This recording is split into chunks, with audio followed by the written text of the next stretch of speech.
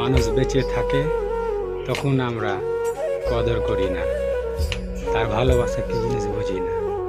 আর যখন যে মানুষটা আমাদের মাঝে থাকে না, আমাদের মায়া ত্যাগ করে চলে যায় পারে, তখন ঠিকই তার আফসোস করি, মায়া করি, তার প্রতি ভালোবাসা দেখায়, তার ছবিতে মালা চড়ায়, সকাল সন্ধ্যা প্রদীপ দেখায়, আর আফসোস করি।